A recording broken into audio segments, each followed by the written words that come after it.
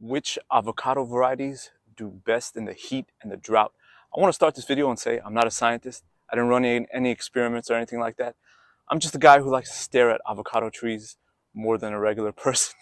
So I've been observing my trees over the last few months because this year has been some of the craziest weather in recent memory.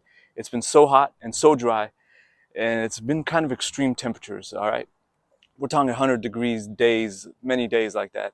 And I've been looking and staring at my avocado trees quite a bit to see which ones do the best in the heat. And I've made some conclusions based on my observations. Let's take a look at some varieties that can handle this kind of crazy weather we experience out here in Southern California, zone 10. And if you look at trends, a lot of the Mediterranean climates around the world are getting hotter and drier, and a lot of subtropical areas are also getting hotter and drier. Rains are getting inconsistent, so avocado trees have to adjust, and there are some varieties that can adjust. And let's take a look at some of them. All right, here's the first one right here. Look at this. This is a reed avocado tree. The best, I think, so far of all the varieties that I've observed. You know, there's a lot of reasons to have a reed avocado, and we needed more reasons, here's another one. This is a beast. It's a champ. It could take the heat. It could take the drought. This tree doesn't get a lot of water. Its watering is very inconsistent. This tree is about 6 or 7 years old, and I see very, very little heat damage on here. Here's some very little heat. That's heat damage.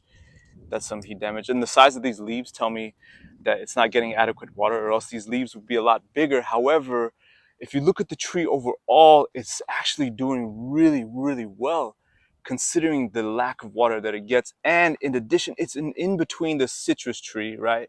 It's in between that citrus, the Satsuma mandarin, and it's in between this Pakistan mulberry tree. Both the citrus and the mulberry have greedy, greedy roots that will search for water anywhere and suck up water. But somehow the reed avocado is a champ. It's managed to stay really green, really healthy. And in my opinion, it's one of the best looking trees, best looking avocado trees, just aesthetically, you know. And look at the amount of fruits that it has. A lot of fruit on it as well. It has a good crop on it. Here's some more fruit. Considering the fact of how many fruit it has, it's surprising how well it's done in this heat wave. By the way, we're in another heat wave right now. This is September, by the way. This is our fall, and it's really, really hot for September. But look, the tree overall, it looks really, really, really healthy. I'm very impressed by the reed. If you're in an area where the reed can grow, you know, if you can grow reed in a certain area, you should do it. It's a champ. It can take the heat and the drought. All right. So that's all right. The next one, the nabal. I'm standing here looking at the multi-grafted avocado tree. The nabal section is right here, this area right here. There's a graft done back there, and this is all nabal growth, and it's shockingly, again, doing really, really well in the heat, handling the heat with little problems. Here's some heat damage, sun damage, but overall the tree looks healthy. Here's some new growth, looking real healthy, looking real nice. And there's the rest of the tree. There's something about this genetic line, the nabal and the reed. Nabal is the dad or the mom of the reed avocado. Reed is a seedling of the nabal. Something about this genetic line seems to handle the heat real well. Here's more heat damage and dryness. Doesn't get enough water here. But what's really encouraging is seeing these new leaf tips. That's new leaves, and it's looking really, really good. Nabal, put it on the list. It can handle the heat and the drought like a champ. It's really, really tough. A strong tree to grow in this area, in our climate out here, in our changing climate here in Southern California and in other Mediterranean climates. If you can grow nabal, I highly recommend it because of its ability to handle the crazy, crazy heat. So here's another nabal tree that looks like it's just chilling, luxuriating in the sun. Full-size leaves, good-sized leaves, and very, very little heat damage. Here's some very small sun damage, but the rest of the tree looks great. I just want to say that there's no such thing as a truly drought-tolerant avocado. Avocado is not in the same category as pomegranate, white sapote, and acerola Barbados cherries.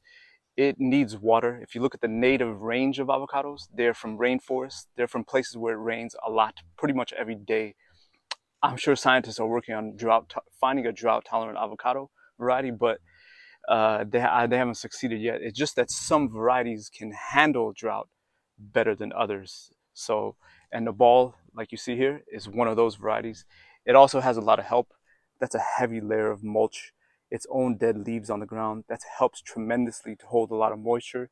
I think that's absolutely critical if you want to grow avocados out here. And then over here, you got to paint the trunks. These trunks, avocado trunks, get sunburned so easily. So they need some paint, basically some white paint, indoor paint from a big box store, and lather on that paint to anywhere where the sun hits these trunks. That's another huge help that for avocado trees out here. That's two things you could do to make your avocado tree a lot happier growing out here. Okay, the last variety I want to talk about, this is a Wurtz avocado, aka Little Cado. This is a dwarf variety. So about a few years ago, I took a seed from the three foot tall, 8-year-old avocado tree. I took a seed from that tree, which has now passed away. Rest in peace. I took a seed from that, and then I took a scion from that tree as well. So this is all Wurtz genetics. Wurtz, aka Little Cado. And this tree is thriving out here. I do not water this tree. I haven't watered it in months. I don't understand how it's still standing.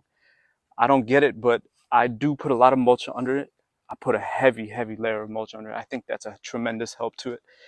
And this is what it looks like. Very little sun damage, a little bit right here, but overall, it seems to be doing real well. I talked to my friends in Florida, and they say this variety does well in Florida. So it looks like it can handle that Florida style of heat too, that humidity as well. So I think this is a very good tree to have growing in extreme weather, in the kind of extreme weather that we have. It has a lot of fruit on it too. Look at this fruit set. Good fruit set that we unfortunately do not get to eat because it's on the sidewalk. And so it's open for everyone. But amazing fruit set for a tree that gets very little water. I don't understand it. I'm sure it has to like hit the groundwater somehow, or the water table is really low out here. I guess that's the only thing I can guess, because this tree looks like it's doing real well, and I could recommend it. I highly recommend it. I highly recommend it to grow out here in these areas. There you have it, folks. Stay cool, stay healthy, stay growing your trees. Leave me a comment. Let me know how your trees are doing in this heat, in this sun, in this crazy weather that we've been having. Let me know how they're doing. I love to hear feedback. Give me a like, subscribe, and let's stay in touch. Let's share knowledge, because the more knowledge we share, the better we can do growing our trees together.